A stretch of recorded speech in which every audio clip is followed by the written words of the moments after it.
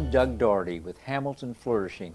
So glad you could come along today on our journey into the political world of Chattanooga.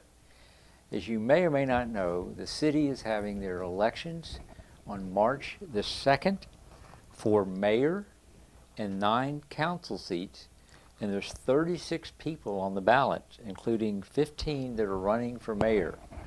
And before I get to introduce the guy we're talking to today, I want to remind you that voter registration ends Monday, February the 1st. You can go to our website, which is hamiltonflourishing.org, and you can register to vote there, just hooked up with the state, or you can go to the Hamilton County Election Commission, which is the same link, and you can register to vote there. Early voting actually begins February the 10th and ends on February the 25th, and then the election is March 2nd. And if there's a runoff, which there most assuredly will be in some of these races, that'll be April the 13th, about a month later. So, about 6 weeks later. So, now we've got that. So register to vote. Tell your friends to register to vote. It's really important. We had lousy turnout the last time for the city election. We only had 17% of the people turn out. So we need to do better than that. Important thing, Andy Burke is stepping aside, so it's a new administration with new ideas. And that's a good segue. Today we're interviewing Lon Cartwright, who is running for mayor. And Lon, welcome. We're so glad that you're here. Thank you for having me, Doug. I'm very much looking forward to talking to you. Well, great. Well, tell us a little bit about yourself. Where were you born? When did you come to this area? Have children? Where did you go to school? What did you do for a living? How do you like to spend your time now? Just tell us a little bit about yourself. I was born and raised in Kalamazoo, Michigan, and I have been living in Chattanooga now about 2.5 years. I really like the city. Drove through it many years in the past, and I thought, well, you know, that's one town I would really love to live in. So I decided to move here. My background is I have got, actually I'm the only one in my family to graduate with a bachelor's and a master's degree. I got both degrees at Western Michigan University. I was a licensed psychological examiner from 1994 to 2002, 2001. And I have a real love for helping people. And I love to sing. I play musical instruments. What do you play? Ukulele, some keyboard, harmonica, various instruments really. Are you going to come up with a campaign theme song? Maybe that's in the future. And just love people, and I'm running for mayor because I see that there's many things that I'd like to improve on in Chattanooga. Chattanooga is great. I want to make Chattanooga even greater. Great. Now, why do you believe that you'd make a good mayor? Well, I think I've got the head and heart for it. I've had the education. I've had experience dealing with people. I'm easy to get along with. And I think I'm a good motivator. Good. I think I could really help the city. Any kind of, what in your background has prepared you for this kind of work? Well, I did work as a clinical therapist and counselor and case manager, and I did wear a beeper 24/7, taking suicide, homicide, and child sexual abuse and police calls. So I think that sort of education and experience really prepared me for this position. Let me ask you this question. What do you regard as one or more signal achievements in your life? Let's look back. Getting my bachelor and master's degree is definitely one of them, as I was the only one in the family that went to college, let alone graduate. And also, I did own a home. I bought a house in the past. I think that when I set my mind on doing something, I can do it. Lon, we're going to get a little bit philosophical here. Tell me what you think of Chattanooga. What's the truth about the city in your eyes? Is it a good place or is it a bad place and we're hiding things or a mix of things? And if you could, kind of give me an example of what you're talking about. I think it's a good place. I think it could be better. To give you an example, in walking down many of the sidewalks, I've seen many sidewalks are in disrepair. Actually, I fell one day. I was walking down the sidewalk on Gateway Avenue, and luckily I caught myself. So that would be definitely something I would want to look into and get that repaired. Some of the traffic walk signals are not calibrated right. I was walking across Gateway Avenue one day, rather on Gateway Avenue walking across the MLK Boulevard. And that's a very wide street. And the walk signal only stayed on for like 3 seconds. Now I challenge anybody to be able to walk that entire street, across that street there in 3 seconds. If you ran, you might not make it. So, I think there's various other traffic signals that probably need to be recalibrated. In addition, I think we really need free parking for the public library downtown. There's a lot of folks that when they go to the library, they have no place to park. And those that are lucky enough to find a parking space, of course, they're going to have to pay for that. And if they should go over that meter, then they're looking at perhaps getting their vehicle towed away. So I know many cities throughout the nation have free public parking for their library. So I would definitely be wanting to do that. Also, I think downtown of any city is a microcosm of the entire city. Now, we have well-to-do people in Chattanooga, we have rich people, and we have senior citizens and disabled and not so rich that live in Chattanooga. Currently, our downtown Chattanooga area more is skewed toward the wealthy or the higher ups in the city, and I would like to see more budget type restaurants in downtown Chattanooga, especially considering that near downtown Chattanooga we have many senior citizens apartments and low income apartments, and also we have tourists that one of their first destination is downtown Chattanooga. Now, nobody wants to take their family down to downtown Chattanooga and spend $100 feeding their family. So I would like to see maybe a McDonald's or a Taco Bell or some of those type of restaurants, where a senior could go in and get a 65-cent cup of coffee if they wanted, or so forth. Okay, that's good. Let me ask you the next question. What do you think the proper role? No, excuse me, that's not the question. Tell me what you think is the right direction for Chattanooga. Where should we be headed during the next 4 years? Where should we be headed? What's the right direction?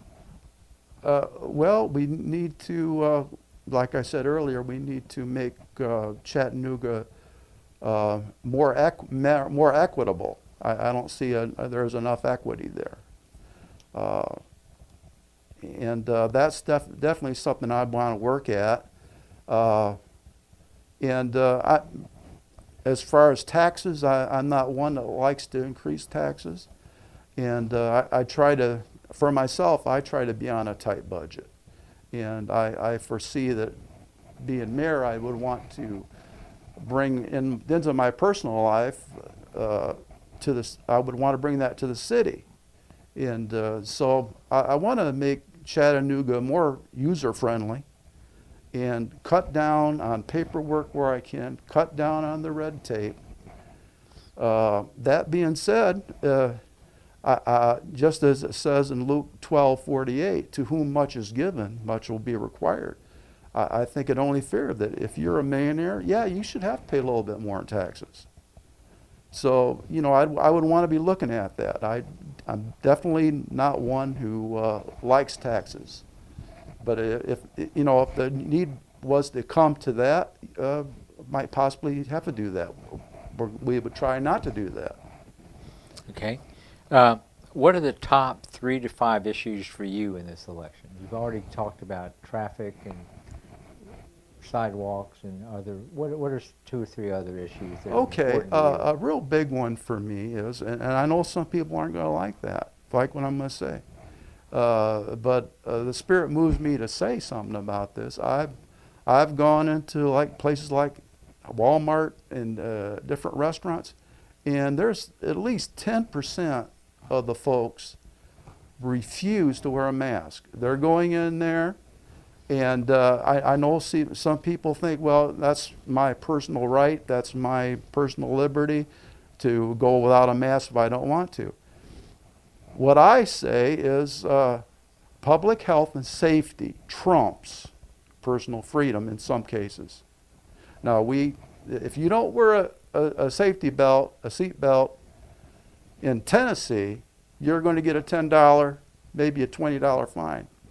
I think that should be the case for folks who repeatedly are flagrantly not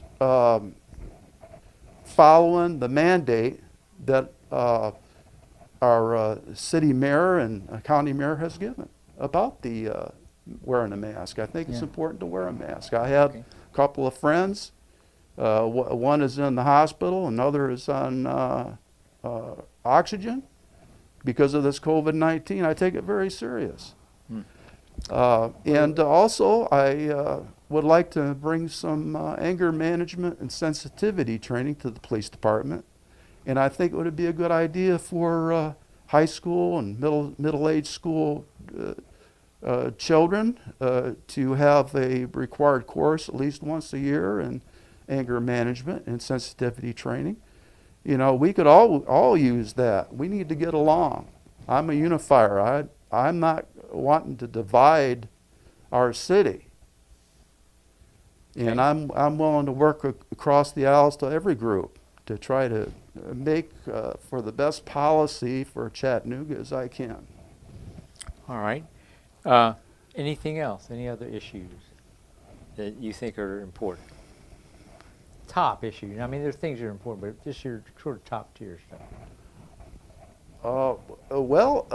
I think there needs to be more affordable housing. The rent prices in Chattanooga are have just skyrocketed. It's very high for a lot of people to live in Chattanooga, and I would definitely be one that would want to push for more public type housing for the elderly and especially the disabled. Okay. Good. Let's see. You've already mentioned taxes and your position on that. What can the city do to continue to see our economy grow and grow more jobs in the Chattanooga area? What do you think they can do? I think that where possible, we should lower, and this is going to sound funny when I just talked about maybe raising taxes, but in some instances to get industry and business to Chattanooga, under some certain circumstance, we need to maybe give an incentive tax-wise, at least for the first years, to get companies to move here. I think we need to look at the budget and cut what fat we can out of the budget. Talking about the city budget? The city budget, okay. Yes. Okay. What is the proper role of government in the life of families? What's your philosophy on this? In other words, is your philosophy that the government should play a large role in families, or that it should play more of a hands-off role with families? Well, I think it depends on the situation. I think we are, in a large part, we are our brother and sister's keeper. If someone in the community is suffering and they need a hand up, I think the city has an obligation to try to help them, and that's what I would want to do. Okay. Let me ask you this question. Do you see a role for the faith community in local government, churches, synagogues, mosques, temples? Do you see a role for them in local government programs? I definitely do. I know the church that I was going to, they had a food pantry, and they helped many of the poor in the Chattanooga area. And I know a lot of other churches do that too. And I would definitely think that they would want to continue doing that. And I know many churches do a lot of other things, helping folks who are homeless. And I would like to see a partnership with the churches and the community to even perhaps bring about more of that. Okay. We're going to change gears here just a little bit. Lon, and we're talking to Lon Cartwright, who's running for mayor of the city of Chattanooga, coming up in March. And you'll see on his screen his website if you want to get more information about him. And you'll see that both at our website, hamiltonflourishing.org, and you'll also can go to his website from that link on the, well, you can't click on it, but you can go there. But we're going to change gears a little bit. How do you think, this has been such a strange year, and we had a lot of, just a few weeks ago, we had a lot of rioting. We had 45 days of rioting, or at least protest, I guess I should say. How do you think that race plays out in the city of Chattanooga? According to data from the U.S. Census Bureau, the city in 2019 was 62.3% white, 31.4% black, and 6.3% Hispanic. How does the issue of equity play out in this? How do you respond, and how do you respond to the claim of systemic racism? What do you think about all that? I think that it does exist. I have witnessed some discrimination, not for myself, but I've seen discrimination directed at other people of color. So I think it definitely does exist. Our nation started out with slavery and servitude for many, many years. And although it's better now, I think that a lot of more work needs to be done. And so I think a lot of it comes from a lot of people just do not know how to interact with other people. They get angry at the drop of a hat, and so I would be pushing for anger management and sensitivity training for, again, for the police, and I think it would be a good thing for the other people in the community to maybe choose that elective as well. It doesn't hurt anybody to learn etiquette and good manners and behavior, no matter what party you belong to or what your philosophical difference is. We're on this spaceship Earth, and we need to get along. All right, fair enough. Do you support the efforts to make the city police more accountable to an outside community board and to reallocate funds from the Chattanooga Police Department budget to non-policing budget items? Do you support that whole movement? Well, I'm not for defunding the police, that's for sure. It'd be something I'd have to do more research in and look at before I could really give you a good answer on that. But I mean, if some people wanted to voluntarily get together and have start a kind of like a meeting, a police oversight commission type meeting. I would personally not see anything wrong with it. The police could listen to their suggestions, and the more that people get involved in their police, I think it can only help, because we have to have a cooperative effort on all our parts to help keep Chattanooga safe. And Okay. I'm a firm believer in law and order. Good. This is a question. The reason I ask this question is because we have a supermajority of Republicans in the state legislature, and they write the laws, and then the cities have to go by the laws. They're supposed to go by the laws. Mhm. There have been, in the past, in the recent years, there have been situations where states have passed laws and cities have said, we're not going to enforce that law. It's been particularly true of immigration. Okay, Mhm. and one of the other areas this has happened has been in the whole issue surrounding abortion. So we have a state legislature that's probably do something this year regarding abortion. So the city, depending on administration, could say, hey, we're not going to enforce anything here. You know, we're not going to do anything. So are you pro-life or pro-choice, or how do you come at that? Are you somewhere in between, or? Well, I think I'm a firm believer in life. I think abortion should be carried out only under the most dire circumstances, such as if the mother's life is at risk, and otherwise, you know, I think that the mother should have the baby. You know, and you know, unless there's, like I said, the woman has health issues that would prevent that, and I could see where if you give me an example, if a woman had been raped and impregnated by her own father, I mean, I could understand why she wouldn't want to have that baby. All right. Okay. Sure. Fair enough. Shifting gears a little bit again. Do you believe our current city administration and the current county and state administration has handled the response to COVID-19 well, or could it have improved upon it? If so, how? Disastrous.